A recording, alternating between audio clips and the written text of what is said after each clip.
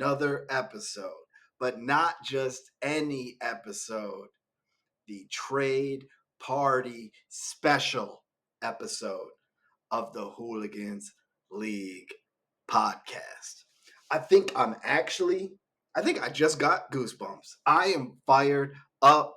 Obviously, I'm sitting with y'all right now. It's Friday. I don't know what time. I guess I do know what time it is, actually. It's time for the trade deadline party. We are here. We have the full league here. I've said this before on the podcast, so hopefully it's actually true. But we have the full league here.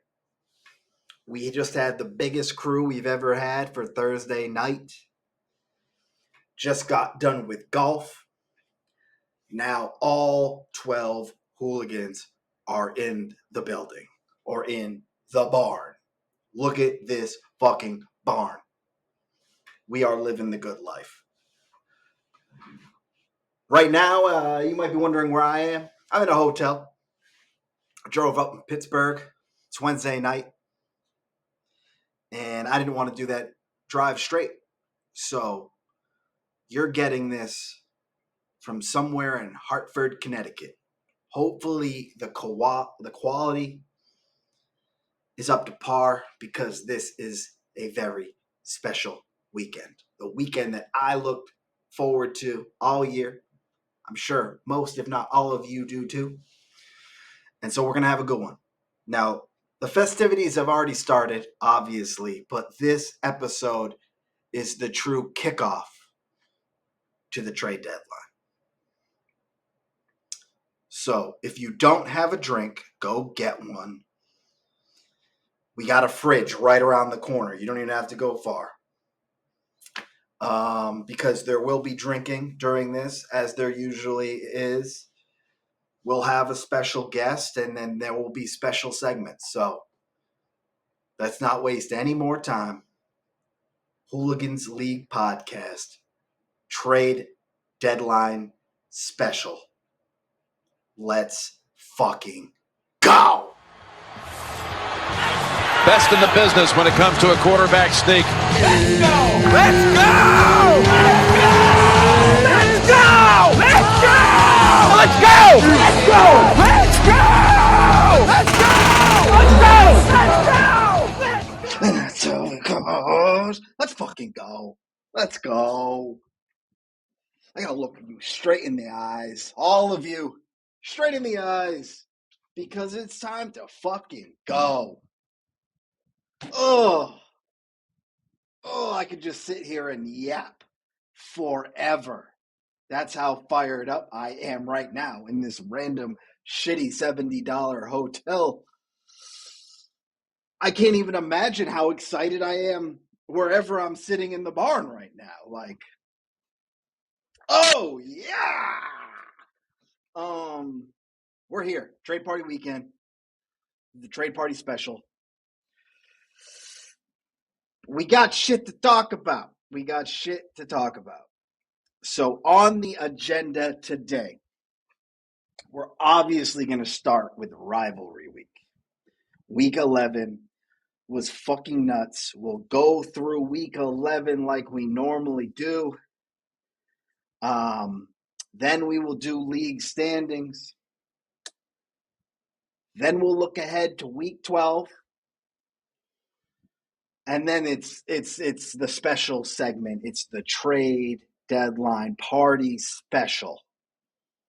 So we're going to front load the business and we're going to finish with some good old fun.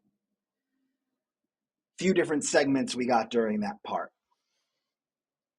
So let's jump into the shit show that was rivalry week. It's time for a weekly review. So obviously, rivalry week is the biggest regular season week of the year. There's $10 on the line. Your bed selection's on the line. And it's the last week to really feel what your team is, what they're made of before trade deadline. Don't need to go through all this because we're already there, but it was a big fucking week. We went into the week knowing that Jovi was getting last pick because he came in last season. And we knew that Dan, Rick, and Chow were the only ones fighting for the Magical King pen. But managers all across the league had tons on the line. And rivalry week, I was going to say it did not disappoint, but it actually shit on a lot of people's lives. Even teams who won got fucked. It was by far our lowest scoring week of the season. I tried to look back at past seasons, but Sleeper didn't do a good job at reporting the medians until late last year, if you wanted to look at history, like historical medians. But I'm almost certain it was the lowest median in the past 2 seasons. And not only was there a lot of low scores, none of the matchups were really close. There was only one compelling matchup. So rivalry week was just an absolute shit show. I was the first matchup with Chow, who talked a lot of trash, even though my team fucking sucks and his team has been top 3 all year long. I tried to lean into the rivalry, but I knew pretty early on that it was over. There was nothing I could have done to beat Chow. My weekend was pretty shitty until I finally accepted my defeat. And that was it. What I'm most disappointed about, though, is I couldn't deliver this beautifully customized t-shirt that I designed. Couldn't give that to Chow. That's really what I wanted to do. I wanted to pull a Chow on Chow, and I couldn't make it happen.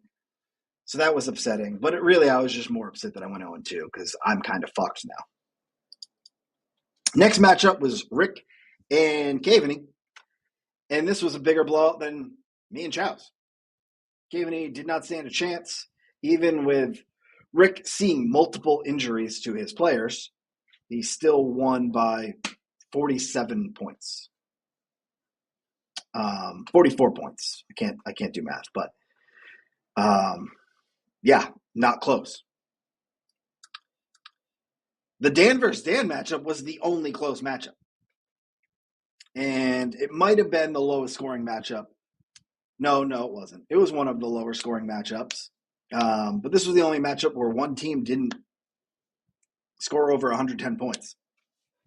And so this one really did come down to the wire. It looked like Silverman was going to wrap this up early, and then the projections kept shrinking.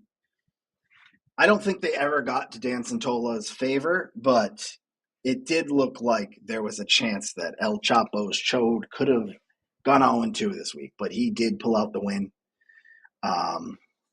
Dan Santola's just been having a rough go of it lately. Then we had Jovi versus Radler. Very important matchup for both teams. And I mean, it's been important for everybody. But another beatdown. Jovi wins by 32. I didn't actually check to see if there was anything that Radler could have done. But 32 points is a lot to make up. So I don't even think it's worth checking right now. I could, but fuck it. We got better things to talk about. Jovi fucking piped Radler. Then we had a good old Dickie taking a spanking. Loses by 42. Doesn't even crack 100. Just a piss poor, pathetic performance by Uncle June. Chris scores 125, which in most weeks isn't that great, but in this week is fucking fantastic. Beats down Dick. Everyone point and laugh at Dick. Because that's really the only thing we have to talk about for this matchup. There's definitely nothing Dickie could have done about 42 points. And if there was, then haha, I'm glad you didn't do it. And last, man, I wonder how often 114 points would get a win in our league. Definitely not that often. But Andy's been fucked a few times this year, so, maybe he deserved it. He gets Hopkins this week, and Hopkins doesn't even score 70. I don't even know what the term is when you don't score 70 points. That's beyond a piss-poor, pathetic performance. I don't know. That's just bad. We've had multiple teams score less than 70 points in weeks this year. It's been a tough go of it for Hopkins lately. And I guess Andy's just the lucky one who got to play you this week because he really needed a win. Jonathan Taylor was on bye. He chose to hold on to him through that bye, and it paid off. So just a really, really shitty rivalry weekend for a lot of teams. Yeah, and I was one of them. The median. Radler did not get the dub, but he did beat the median. Our piss poor pathetic median that it was 111. Radler scores 115, gets it, and then Dan. I think this is multiple 1-in-1 weeks in a row for Dan. He gets his win with only 108 points, but of course loses to the median. So median is in play this week. And with that said, while we're on the topics of median, I have a question for you all. Okay? Doing things a little different. We're mixing in some trivia mid-podcast. So I have a question. First person to get it right gives a drink to whoever they'd like. And sometimes these questions will be two-parters, like this one. So question. Which manager has the most median wins in a single season? And how many did they get? Which manager has the most median wins in a single season? And I'm not talking just since we've been doing the median. I'm talking about all time. Mark, pause the podcast so they can answer. And then one of you answer and then tell someone to drink. The answer is Chris. Back in 2020, well before we started the median, he beat the median 9 times in 2020. I actually think Chris has a few different records from this year, but this was before we really started to break the league out and expand all the prizes. So he didn't get to reap the benefits of this year. So back to rivalry week. We know who the cash prizes were. Rick was the $20 prize. Jovi was the $10. Mark, if you haven't already, make sure you send the Venmos for this week and probably last week too. Not sure about week 9, but send that money if you haven't already. Also, if you lost in rivalry week, pay your opponent $10. I'm not going to chase people down to do that. That's on you to collect your winnings. Question number 2. Another question. On the topic of top scorers, which 2 managers have the most top scoring weeks in a single season? So we're talking about 1 year being the top scorer in the week. Who's done that? Who's had the best or who are tied for having the best performance across the season with top scorers? I don't know if that makes sense. If you guys are confused, Mark, pause it and explain. And then part 2, so you can give out 2 drinks. How many? How many times were they the top scoring team in that year? 2 managers are tied for this. Okay, I'm pausing. The answer is me and Dan Santola. Me and Dan Santola, me in 2018, Dan Santola in 2021. We were the top scorers in the league 5 different times those seasons.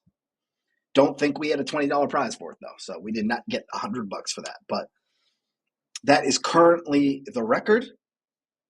But Danny Silverman is 1 week behind. So if he gets another one, he will join us for 5.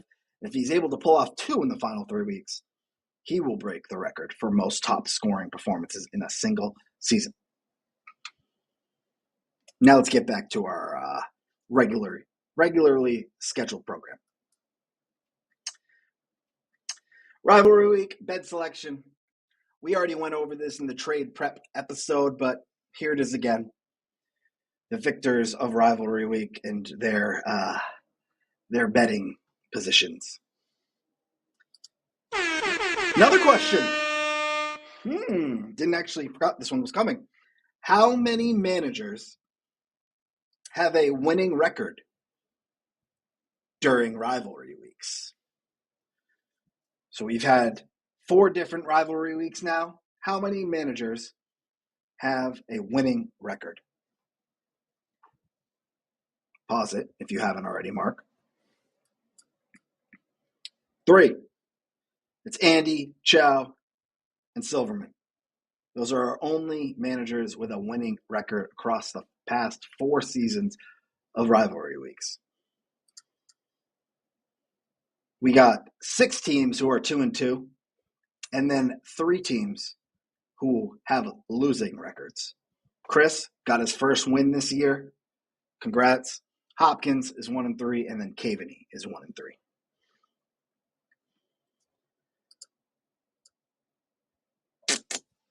Forgot to mention that Rivalry Week was also special because it was also the Survivor Championship.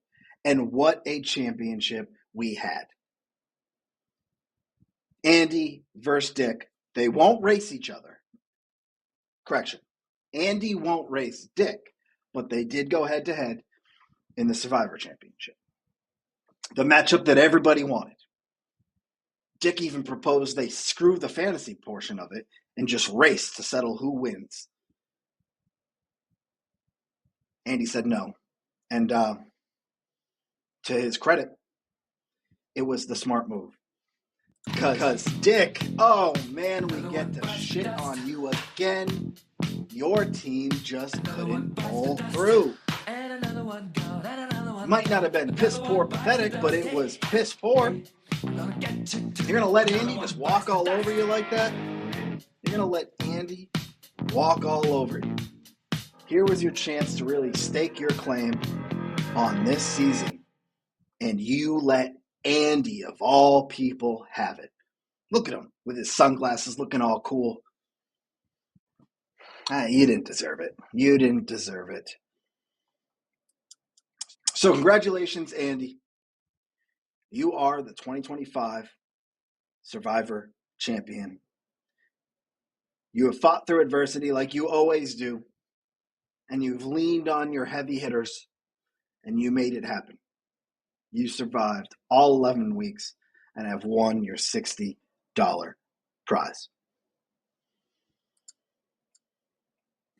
Andy, you join Silverman, Joe V, and Dan Santola as Survivor champions.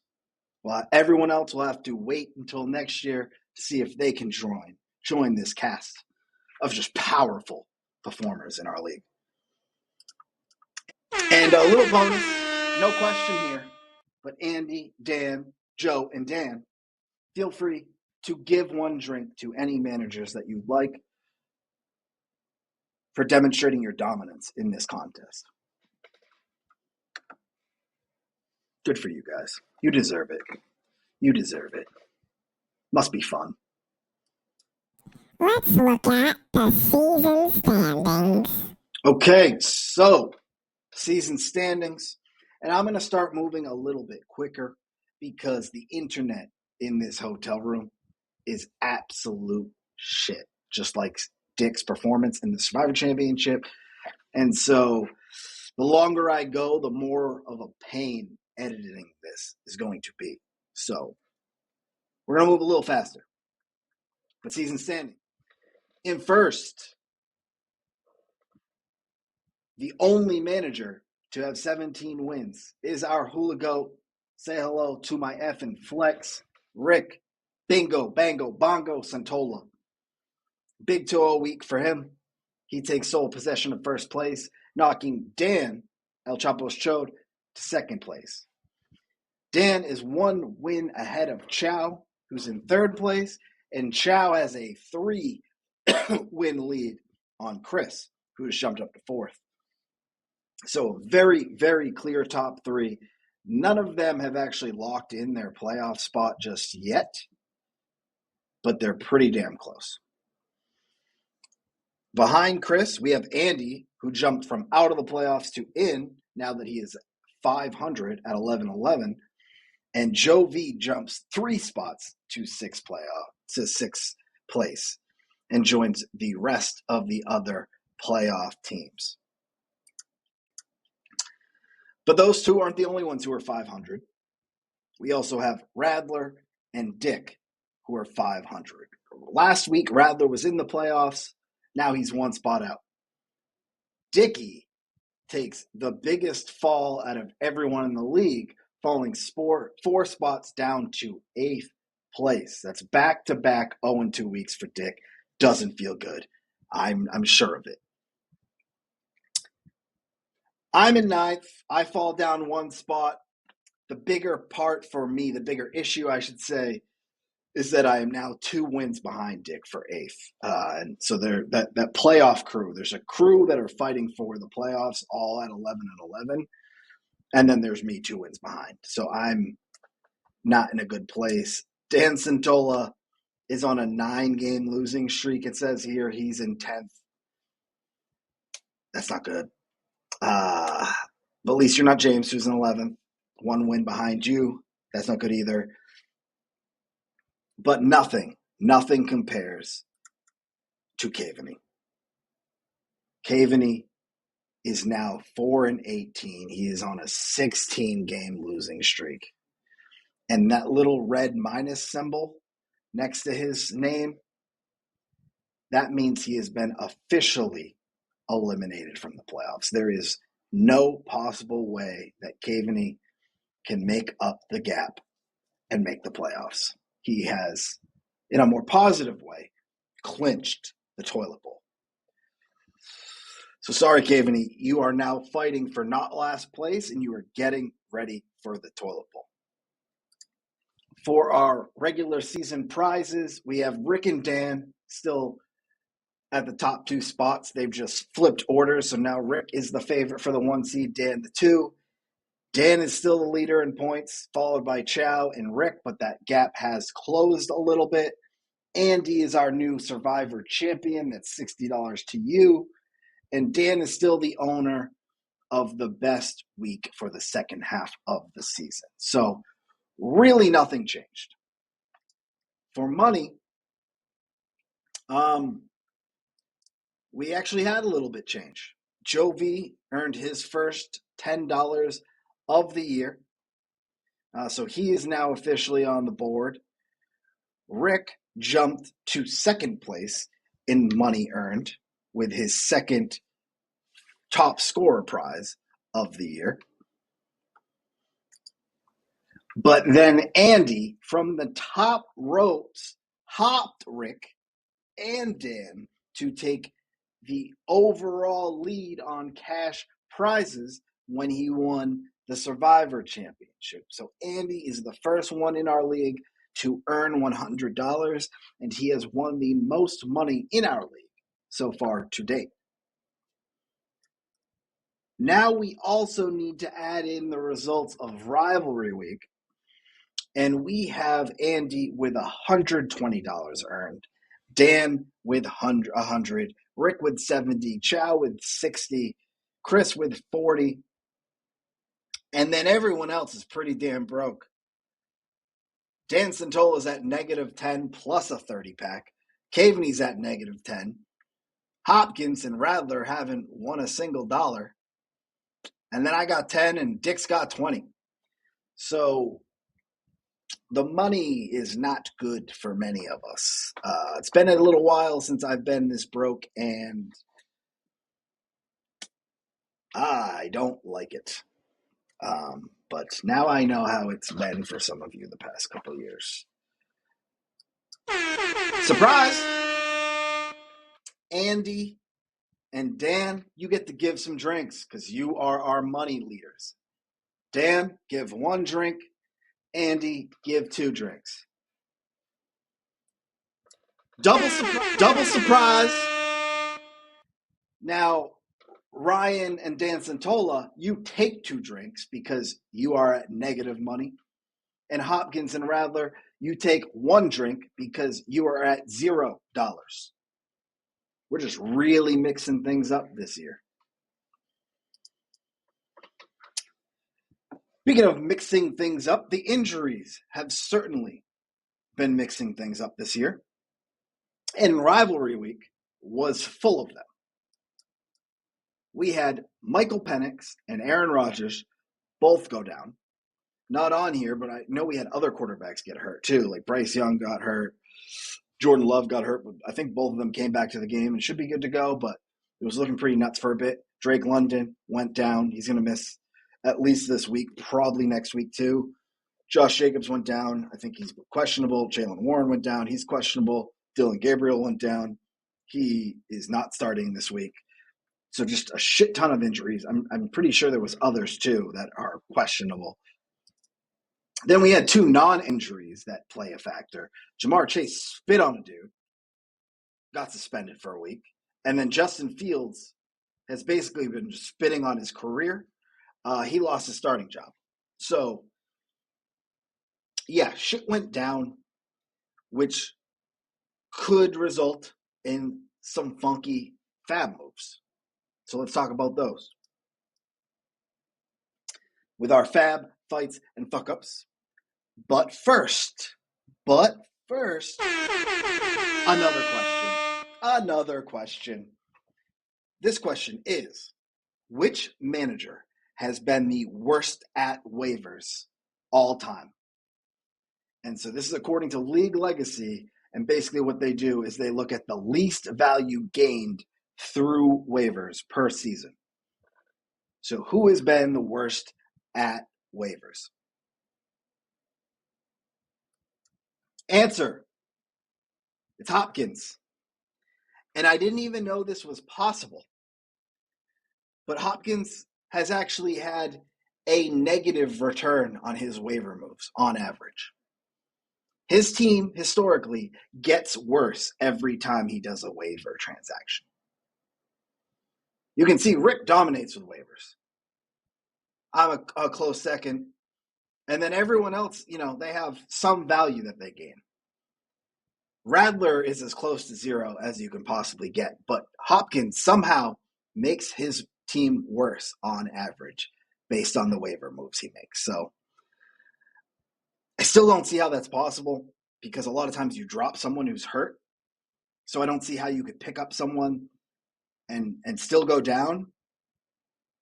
So you just must make so many moves that are so bad that it cancels those ones out. I don't know. I didn't do the research to figure out why that is, but that's the case. Hopkins, you need to figure that out. Here comes the money. Here we go. Money talk. Here comes the money. Money, money, money. Dollar, dollar. Bad dollar. All right, so we got 3 fab fights and fuck-ups. First one, Hopkins pays $43 for Kirk Cousins. The funny thing is about that last question was that it actually didn't have anything to do with fab, I don't think. So I don't even think the fact that Hopkins on this one overspent by 20 even plays a role in this. But yeah, Hopkins definitely fucked up a little bit paying $43 for Kirk Cousins. But on the other side of it, he desperately needed a quarterback with losing Dylan Gabriel and Justin Fields in the same week. And Justin Herbert's also on bye. He didn't have any quarterbacks. So he needed one. And he got the one with the best weapons. Did he overspend? Yes. But he has a quarterback, and that is better. That is much, much better than having a 0 in your starting quarterback spot. So it's a fuck up, but it's kind of a necessary fuck up. Rick, who also got screwed over in the quarterback chaos last week, then spent $22 on Mason Rudolph. That's that's worse than That's worse than Kirk Cousins for 43, I think, because you could have got him for 2.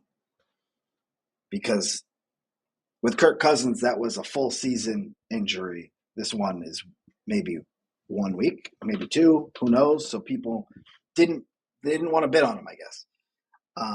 But Rick also needed a quarterback because he currently doesn't have any before this, I think. No guaranteed quarterback. So, again, a necessary fuck-up, a desperation fuck-up. Both of these were desperation fuck-ups, and we've all been there. See Chow last week.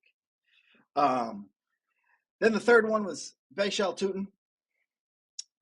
He had a great game. He did get injured in that game, but it was looking really promising for him, and it'll be interesting to watch if he'll take the job from ETN.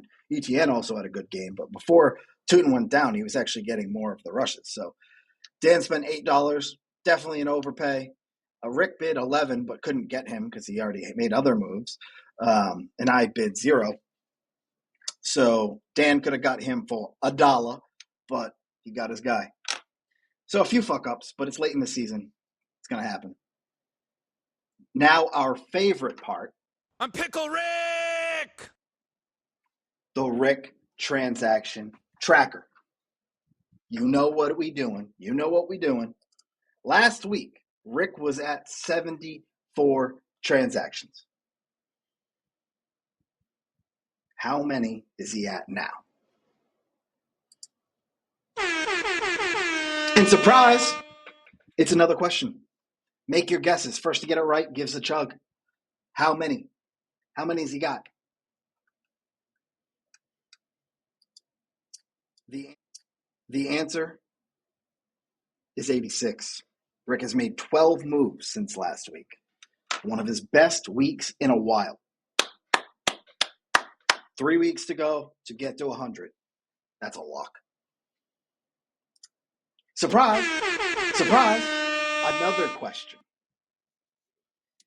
So after week 11, I ran this like 3 days ago.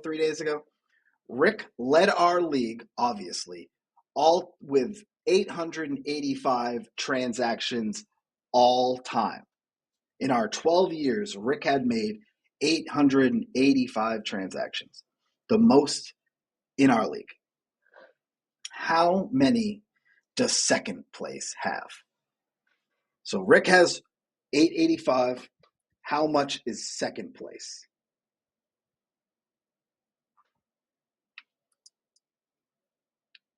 The answer is 536.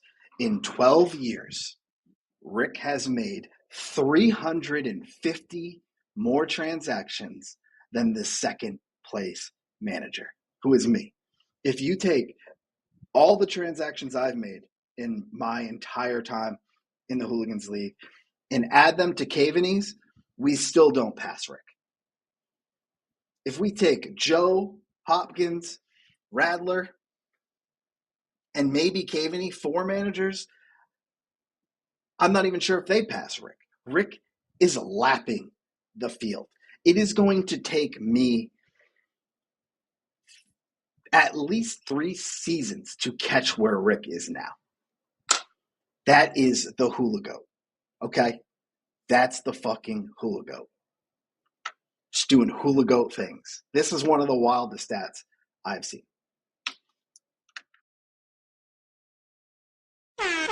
Question. Who was number 1 in our first ever power rankings? Double question. Who was last in our first ever power rankings?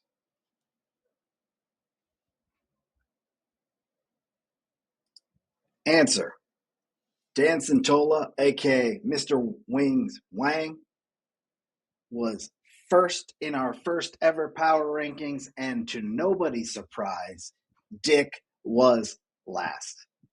Started this era of power rankings as the worst team in the league. Dickie's gotta be Dickie. But he did it in style with one of the best team names our league has ever seen. with Deb Steal Yo Girl. So a little throwback to our first ever power rankings. Now we're going to jump to the current power rankings. Week 12 power rankings. These ones were tricky. I'm not going to lie. And I knew I had to be detailed in my analysis this week because I'm sitting next to you all. And so if I'm going to shit on your teams, I need to have real reasons why. I can't just be going off vibes. So I brought it this week. Gonna say I couldn't make a decision at first. The top 3 teams, Dan, Rick, and Chow, they were obvious. I mean, there was really no debate. It had to be them in the top 3. The order was the trickiest part. Rick's in first place in our league. So he's the favorite to have a bye, which means a lot at this point in the year. But his team just got wrecked. Both of his quarterbacks went down. His only 2 quarterbacks. Jamar Chase got suspended. Josh Jacobs got hurt. And Travion is about to lose some work to Mondre. So Rick's in first, but his team just got destroyed. Dan has been the most dominant all year long.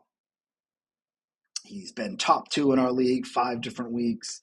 He's most in points. He's in second place in the standings. He's been the most dominant, but he has slowed down significantly in recent weeks. And he was the worst of these 3 teams last week. And then Chow is and has been the best team, according to Fantasy Pros, for a while now. He's also the number 1 team in the power rankings, according to the algorithm. He had a 2.4 power score, and Dan had a 2.6. So Chow is probably really the best team in our league. But because he's 2 wins behind Rick and 1 win behind Dan, he really couldn't be the number 1 team. So I decided to punt. And I'm going to let this week play out, and then we will see changes to the power rankings. Or we won't. We'll have to see. In the fourth spot is Radler. And I know I just preached about how important your standings are at this point in the year, and Radler is currently out of the playoffs in 7th place, yet I have him at 4. The math isn't mathing, but I promise I can explain it. So Radler is in 7th, but he has the same record as the 5th and 6th place team, so he could easily pass them. Also, on paper, he probably has the 4th best roster. He really doesn't have any weaknesses. He has Baker, Jordan Love, Genti, Rico Dowdle, CeeDee Lamb, Roma Dunze, Chris Olave, George Kittle, and then multiple players that he can play at flex. They're just really up and down. On paper, I think he easily should be 4 for the power rankings, but his team actually has to show up. If he had 1 less win, I wouldn't have him in the 4. But because he can so easily pass the teams above him, and because the algorithm put him at 4, he's getting 4. Andy's 5. So he's one of those teams that's in the playoffs currently. His team's a little hard to figure out because it's so up and down. But when you actually dive in, it's very clear what the story of his team is. It's Jonathan Taylor and Josh Allen. It's that simple. His first 2 picks are his team, and that's it. Jonathan Taylor has 6 weeks where he has scored more than 28 points. 6 weeks over 28. Last week, Andy didn't have Jonathan Taylor. Josh Allen scored 45 points. Do you know what Andy's record is in the 4 other weeks where Jonathan Taylor didn't score 28 points or Josh Allen didn't score 45? His record in those 4 weeks is only 2-6. So when Jonathan Taylor goes off, he wins. If Jonathan Taylor doesn't go off and Josh Allen does, he wins. But when they don't go off, his team loses. It's that simple. And Andy, thankfully, doesn't even have to worry about not seeing Jonathan Taylor or Josh Allen miss a game again because they both already had their buys. So Andy is in the playoffs and has arguably the two best players in fantasy football on his team. And if they just keep doing what they're doing, he will walk into the playoffs. But he just needs them to keep doing what they're doing, or else he might be in a lot of trouble. So that's the story with Andy's team. Joe and Chris, I really can't figure you two out. Chris is actually ranked above Joe in the standings, but his team on paper isn't scary. He doesn't really have any positional advantages, like clear ones. Like running back, he has CMC, which is obviously a beast, but his RB2 might be Kyle Monangai. So even at running back, where he has CMC, that's still a position of need for him. And then you look outside of CMC, I don't know if he has any other like locked and loaded studs. Fantasy Pros has Chris 9 rest of season. Then you go to Joe V. Joe V is the second most points against. That's held him back. He has some holes in his roster. His RB2 is Kareem Hunt. But Nico and T. Higgins are like really starting to heat up. And so Joe V has like a really deep core of good wide receivers.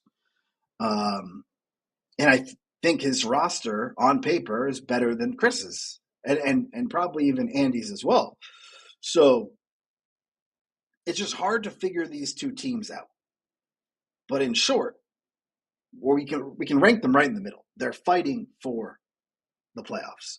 Chris has the advantage with the standings, but Joe V might have an edge on him with his roster. In 8, we have Dick. Dick was 2 weeks ago in 4th place, and he had a 2-win advantage over 5th place. But now he's in 8th, and he's 35 points behind the 7th place team in the standings. He's 9th in scoring on the season. He's 8th in Fantasy Pros rest of season.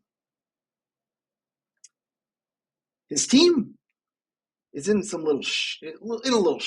Brock Bowers might be his only true stud, with J.J. McCarthy absolutely tanking Justin Jefferson.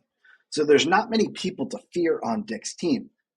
The one thing he does have is 4 quarterbacks in a league where there are teams that don't even have 2 quarterbacks right now. So he's got trade pieces, and he has 2 kickers. So this week, this trade deadline weekend, with his 4 quarterbacks and his 2 kickers, I bet we see Dick's team improve. Now, he needs to turn around quick because he is sinking fast. But at least he's got 11 wins. He's 500. And he's got 4 kickers and 4 quarterbacks and 2 kickers. So he's got things to look forward to. I'm in 9. I'm probably fucked. Real talk, I am probably fucked. The only thing I have going for me is that I'm playing Rick this week and his team just got wrecked. Everything else is fucked. I lead the league in points against. That doesn't help. I've made a ton of bad starts decisions. I am 2 wins behind Dick for 8th place. Yeah, it's all bad. Fantasy Pros still says I'm one of the better teams, even though Drake London is hurt, Harvey's on bye, and Drake May still is a bye. But I probably need to go 5-1 to make the playoffs in the next 3 weeks. So do I prep for the toilet bowl and just try to win that? Or do I make a move and sell some of these guys who aren't playing and try to make a run for the playoffs? I mean, it's a tough call. Either way, I am probably fucked. Dan Satola, definitely fucked. Definitely fucked. Definitely fucked. He is 1-9 in the past 5 weeks. 1-9 in the past 5 weeks. He is 3 wins behind the playoff crew. He's 11th in scoring. He's almost 150 points behind the 6th place team. So any chance of getting a tiebreaker is a long shot. His wide receiver core is straight booty. Yeah, there's a lot bad to talk about, but his playoff hopes are still technically alive. He'll probably need to go 6-0 or 5-1 and have a couple like monster weeks, but it is alive. He can make the playoffs. but he's definitely in trouble. Definitely fucked. Hopkins has been fucked. He's been fucked for a while. He's been fucked good. He is 4 wins behind a playoff spot, so 2 full weeks. And then he plays Chow in week 14. So it's looking real bad, and it's been bad. He's 10th in scoring, so tiebreaker kind of out of the question. He's 11th rest of season according to Fantasy Pros. His only saving grace is 1, that he's technically not eliminated from the playoffs, 2, and 2, he plays Caveney in week 13. And that's important because Caveney is fucked. Real fucked. He's already clinched the toilet bowl bracket. He's been eliminated from the playoffs. He has gone 0-2 for 8 straight weeks. That's 16 straight losses. He's now 3 losses ahead of Hopkins for last place. So it's even going to be hard to not come in last. And Marvin Harrison and Garrett Wilson are both injured and out. And Bucky Irving is still questionable. So at least you got the trade deadline party to have a good time, but this is bad. This is probably the worst 8-week stretch in the history of our league. If not, it is by far one of the worst stretches our league has ever seen. So there's nothing positive I can possibly say about your team, but your guys should be healthy come the toilet bracket. So that is what your eye needs to be on, is gearing up for the toilet bowl. Sorry, K-Man. So those are our power rankings. Those are the power rankings. You got an issue with your ranking, take it up with the commish. Actually, scratch that. If you got an issue with your power ranking, make some fucking trades, improve your team, and make your team better. Okay? All right. So last order of business for week 12 matchups. Going to go through these really quickly. First, we got Dick versus Dan Santola. Dan Santola historically has beat Dick's ass, but with how bad his team has been recently, this one could be a good matchup. Then we got Andy versus Radler. Andy has the edge in that head-to-head matchup historically, but we will see. It'll really just depend on what Jonathan Taylor and Josh Allen do.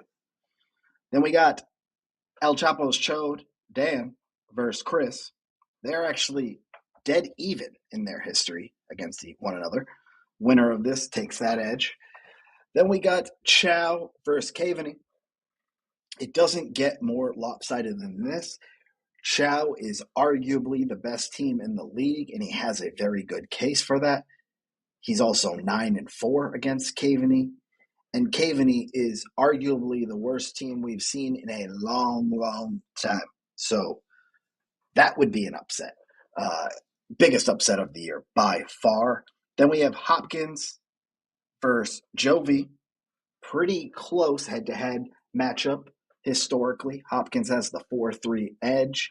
Jovi just earned his playoff spot. Hopkins needs to go 2-0 to stay alive. And an 0-2 week actually could set him closer to last place. And then last up is me versus Rick. I have the 7-6 edge on Rick, which is cool because he's the hula goat. But I'm desperate. Like, I need this win against him. And Rick's sitting there at first place. He could lose and still earn a bye. So completely different levels of desperation this week for the two of us. But with that, we now kick it over to the trade deadline segment of the episode. It's basically all fun, no business from here. So let's fucking go.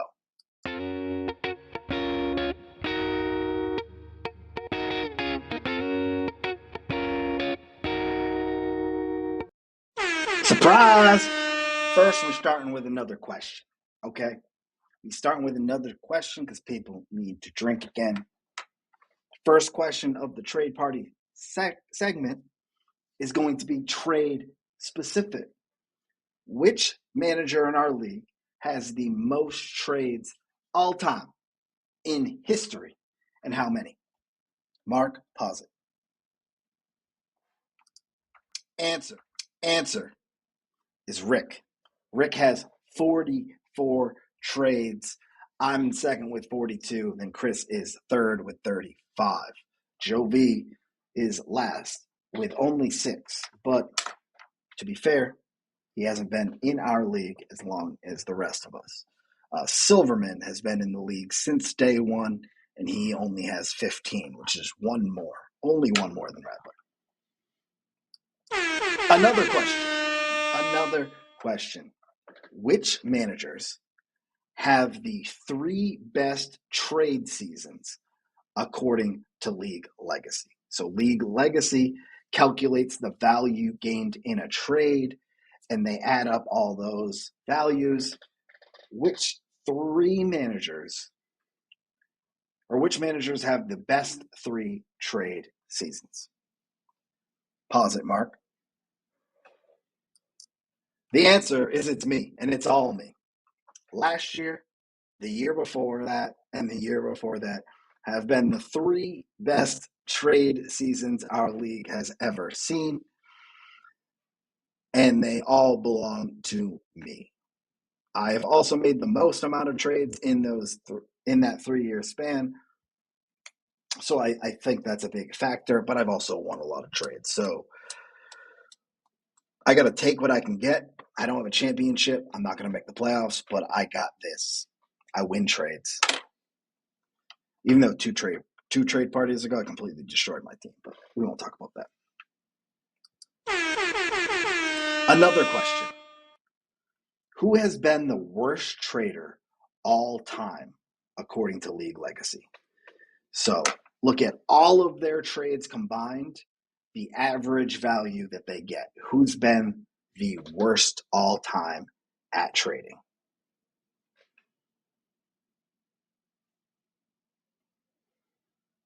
No, it's not Dick. It's Chow. Chow, negative 27.7. I don't know what that means, but it's really, really fucking bad. Really bad. Only 7 teams have a positive score in trading. And then Chow is just so far below them. So, yeah. Chow, whatever you're doing, keep it up. To be honest, I never would have guessed this. I feel like you've made a lot of good trades, but clearly you made a lot of really bad ones as well. Okay, so that's it for questions for right now. Got a few things on the agenda left. I got 1 drinking game. We've already been doing a lot of trivia, so I have 1 drinking game, and it'll be very quick, and I guess not very quick, but it'll be quick and easy. Then we're going to talk about the schedule for the weekend, which is very straightforward. Then we got a few extracurriculars I want to talk about, and then you will have a message from me and a message from a guest. So let's jump in. The drinking game. Okay. This game is called Cheers. So all you need is a drink with you. If you need to go get a drink from the fridge around the corner, go do that. Mark, pause it while everyone does that. What I need everyone to do next is stand up. Everyone needs to be standing up for this game.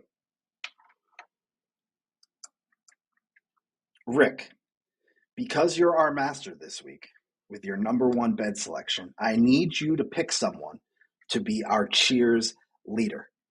Pick anybody. You got someone? You better hope that was the right decision. So the way that Cheers works is each round, the Cheers leader will pick someone to cheers with because we're about to kick off the trade party. So let's say I'm the Cheers leader. I might say, Dick, cheers. And because we're the first round, we cheers and we take one sip. Then I sit down because I was the cheers leader, and Dick is now the cheers leader. So then Dick would pick someone, cheers with them, and take 2 sips. And then Dick would sit down, and whoever he picked would be the cheers leader. And you go down and you keep going, drinking more and more the later the rounds get, until the last person is standing. Now, that last person got fucked because they had to drink 12 sips. But the last person standing gets to give a full beer to anyone. So, if you're earlier in the list, you might want to pick someone that you don't think would pick you, so they don't pick you for the full beer later. It's all strategy. It's all stupid. This is all just to kick off the weekend. There's really nothing more about it than to drink. So, Mark, pause the game, make sure everyone knows how to play, and then whoever Rick picked first, start your cheers and get us going.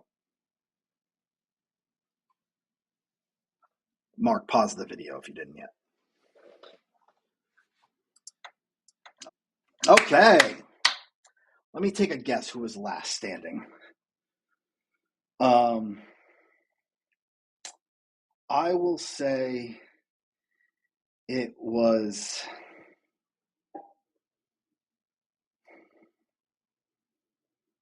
Dick or Andy. I bet they somehow fucking were doing their fucking chug together at the end. I don't know. But now we're going to talk trading schedule. So from this point forward, once this podcast is over, trades can only be made during the trade windows. And anything that's made during the trade windows will be processed immediately. So the trade window opens as soon as this podcast is done with.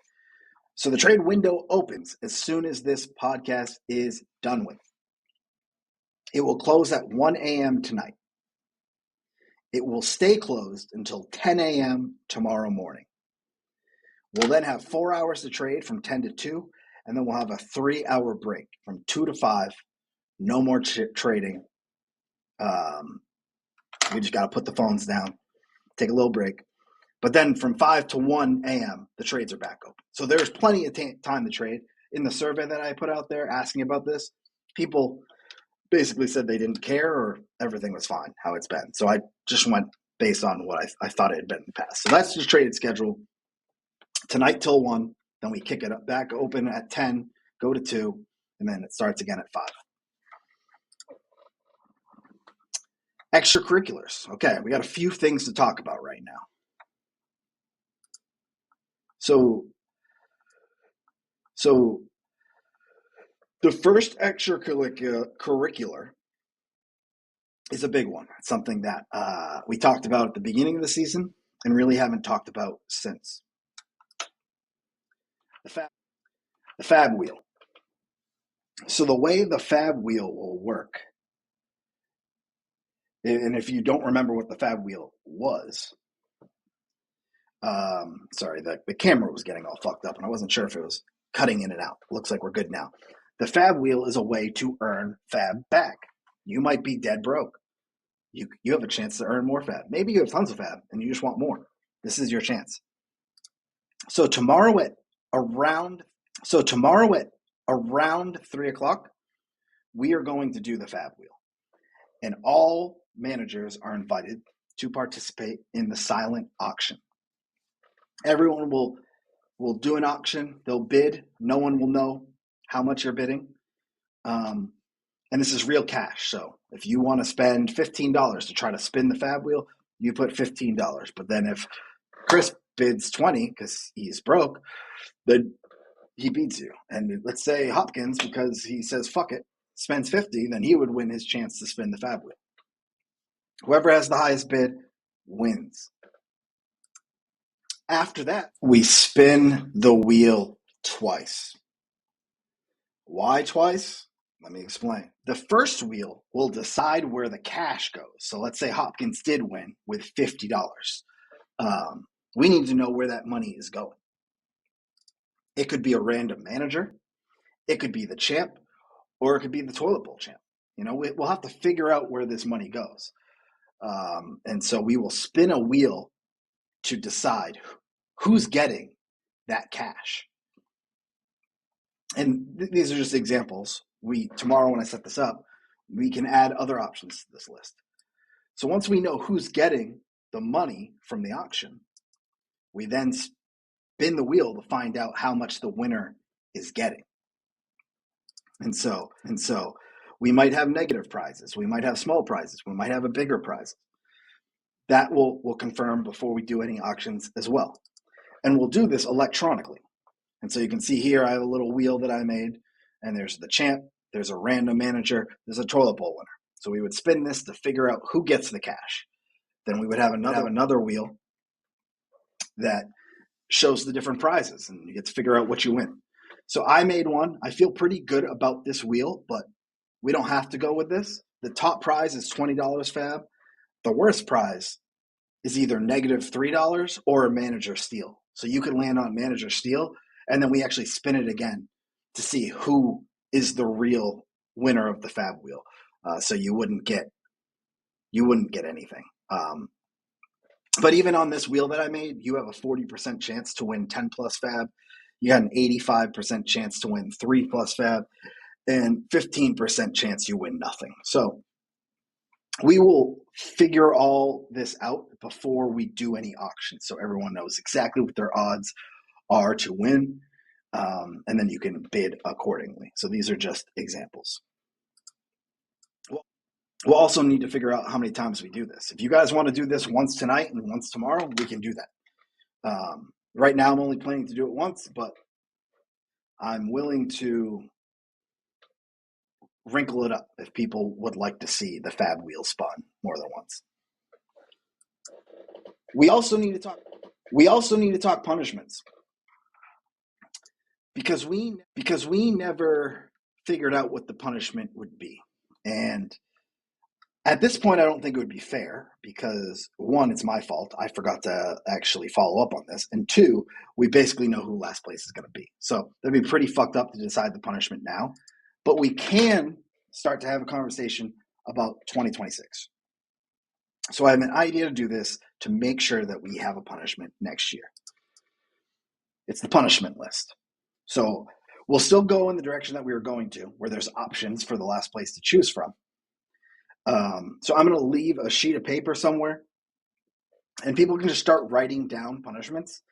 And as people read them, if you like it, put a check mark next to it. And if you think it's terrible, either because it's too easy or way too harsh, you can put an X on it. This is just to get a list of punishments now, so that when we start next year, we have somewhere to start from, and it's much quicker and easier. Third extracurricular. And so that's it for the extracurriculars. So just to recap, window starts after this podcast, closes at 1. Then tomorrow starts at 10, closes at 2. During that closed window, we'll do the Fab wheel, and then it opens back up at 5. I think we're good for meals, but Mark, pause it and see if there's any questions, comments about meals. Great. Okay. So now we have a very special presentation from one of our very own, a repeat guest, Mr.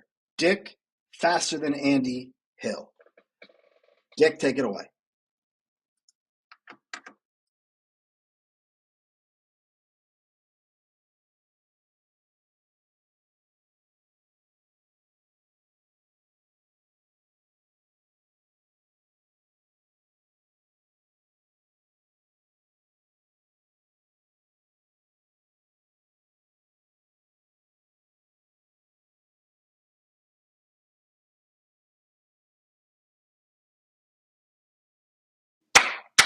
All right, everyone give it up for Dick again. 2 years in a row, he has brought the heat for the Trade Podcast. Love it. Wish we had more people sign up to do it, just saying. but honestly, we're good with that. Thank you, Dickie. I don't know exactly what he said during his presentation, but based on the fact that Chow had a shirt off, Andy was posing with Bill Cosby, it had to be good. So I want to close this off with a message from myself before we kick off this legendary weekend. And because it's trade party weekend and it's the trade deadline, I'm going to follow Dick's lead a little bit before I get into the true message. But I did want to introduce something to you all. So we're about to make a lot of trades. Okay. And I'm sure we are all coming in with different needs, different holes in our rosters, different guys we're trying to sell, different guys we're trying to buy. And I want to make a case for some of my guys, but I won't. I do need a cheap tight end this week because my tight end's on bye. And so I'll definitely be shopping around. But if you're looking at my roster and you want to know, who's acquirable, I've found a very cool tool that helps you rank trade values. And this tool is called the Juwan scale. The Juwan scale is a very innovative trade tool where it takes Juwan Jennings' trade value and it calculates how good your player is based on the number of Juwan Jennings that it would take to acquire such player. Juwan Jennings is a very good player to evaluate trade values by. And so I thought we would use the Juwan scale to talk about my team really quickly. So my two most valuable players are Drake May and Dak Prescott. According to the very scientific Juwan scale, it would take an infinity number of Juwans, an infinite amount of Juwans to acquire either of these two players. Drake May would actually be double infinity, but he has a bye in week 14, so he stays at the one infinity Juwans, just like Dak. Okay, so Saquon and Egbuka, what do they cost, you might ask? Let me tell you. That would take a lot of Juwans, okay? A handful of Juwans. Not just one, multiple Juwans, several Juwans to acquire either one of those two players. Okay, so Devonta Smith, Drake London, RJ Harvey, all guys that are pretty good. They have some value, but also have their warts. What's it going to run you? Maybe like 2.5 Juwans. I don't know. It would take a couple Juwans to get one of those guys. And then the rest of my team. And what about everyone else on my team? If those three guys were a couple Juwans, then what does everyone else cost? Less than or equal to 1 Juwan. Yeah, so that's my team. That's their values. I thought the Juwan scale would be a good method to use because at one point in the league, at one point in time, Dick was asking for Drake May for Juwan. He said he would do that. And so I wanted to speak Dick's language using the Juwan scale and show that no, you cannot get Drake May for Juwan. You can't get Egbuka for Juwan. That would take a lot of Juwans. You can't even get RJ Harvey for a Juwan.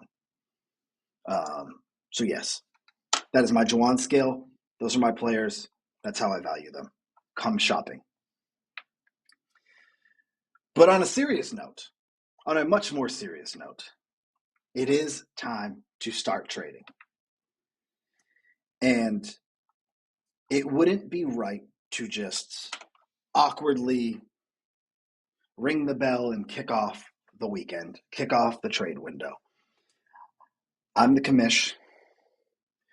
You guys look to me to lead you into the treacherous waters that we're about to embark on. And so I wanted to use my voice, my talents, and my AI tools to send a powerful message about this weekend. So Welcome to the trade party weekend, as what I'm calling TPW. I have once again brought a song with me to kick off this weekend. So, fellas, sit back, enjoy, and let's get ready to make some fucking trades. Let's fucking go.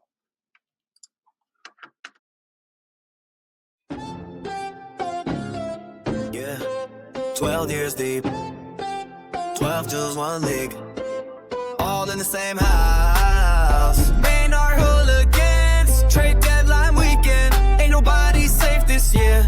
Let's go. We the main art hooligans, turn the lights low. TPWE, trade all night, yo. Hands on deck, trade on site though. Everybody drunk, we all trade cycles. Fully go Rick, got the Fortnite ice cold. Child's got sausage when he beats you spiteful. Deals get made so frightful. Federate stick, that's Andy's title. New Jack Titty on the mic, I'm stamped. Still your top player, breaking down on cam. Podcast, Poppy about to do it again. No counters needed, you accept what I said. Drake, lame man, you know his name. Best 4th round dick in the game. Drake's my son, but he's your daddy. I'm not commissioner, I'm granddaddy. But this ain't about me, it's TPW. Trade party weekend, gon' puzzle you. Trouble you with deals like it's drug abuse. Or a trade rate party if you're Uncle June. So pick up your drinks and put down your phones. And Lakeshore Wick don't get you alone. My team might suck, but yours does too. Still the greatest league getter. Damn, that's true. Train on hooligans, turn the lights low. TPWE, trade all night, yo. Fins on deck, trade on site though. Everybody drunk, we all trade cycles. Fully go with, got the Fortnite dice gold. Child's got sausage when he beats you spiteful. Deals get made so frightful. You a stick, that saved this time. Whole crew here, welcome John Caveman. Now it's time for trades, so who wants fab? Hopkins tank this year, trading with the man. Poopskins wild, wants a punishment stamp. First place won't trade, El Chapo show. One trade per deck, yo, this how it goes. Chris is the most stinky dicky offers ever told. What brings the vibes 24 karat gold. Show V back again, last year ghosted. Face fuck Nelson, welcome back, get toasted. Keeping in last, but plug funny posted. Sitting at the bottom like a mattress stain roasted. And Rad Whitey being nice guy so clean. Won't trash him in rhyme, but fleece his team. CD Lamb is mine, boy don't intervene. Sending my way like USCMC. Dan Gary Peacock found dead on the scene. Your roster look illegal, we need the police. And no, we didn't forget about week 3. You owe 30 back, though, update your team. Henny getting saved by Jonathan Taylor. Still won't waste dick, though afraid of failure. But runs from Rick is a keys raper. But when you run for him, raise dick, you masturbator. We the main art hooligans, turn the lights low. TPW, we breathe, no. Fred on deck, trade all night, yo. Sins on day, trade on site, dog. Everybody truck, we all say cycles. Fully go with, got the Fortnite ice cold. Child's got sausage when he beats you spiteful. Deals get made so frightful. Nobody got any and trade bread fall. Golf on Friday, hungover from last night. Draft day, flashbacks when Trey say flight. Dick and Cook get our tracks light. Uncle June never puts up a fight. Rick on the stick, sad about picks. Say hello to my flex, always a minute, soon he go. Check the stats, no apprentice. Makes 3 T-slays, mid 4-night sessions. Ja Ricky White, bruise the heat. Chinese sausage served after your defeat. Drake terrorist move, cooking all week. Since a deal at noon, then denies it by 3. Mushroom chocolate straight value don't matter. Prepping my team for the toilet bowl rider. Chopped and word trading says make it feed better. But some of y'all here trying to make your team better. Got no wings, so I give no fucks. Got no bed, just give me a rug. Got no good team, I'ma build me one. But I got 11 homies, so let's get fucked up. Comish in the booth, no win in sight. But my podcast alone will start a quick fight. Hold it together for the first time, right? 12 kings in a goon, let's have an every night. Nigga, my curtains, turn the lights low. Best league in the world, we run the show. Tank in the building, let the whole night go. If you're scared to race it, then just say so. Andy, you bitch! Y'all know a vibe when the beat explode. Quarters on deck, who's about to get trolled. We all broke, let the fab wheel vote. Trade party weekend, welcome back to the show. Trade deadline, let a weekend. Make a deal, make a memory. Yeah, let's make this the wildest one yet. Envy makes it, but dick avoid Rick.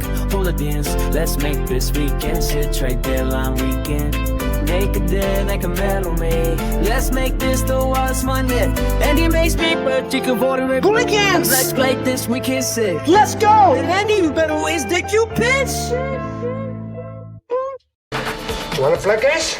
Okay. I'll play with you. Come on. Okay. Do you want to play rough? Okay. Uno. Say hello to my little friend. Okay. You want to play rough? Okay. Yeah. Okay. You like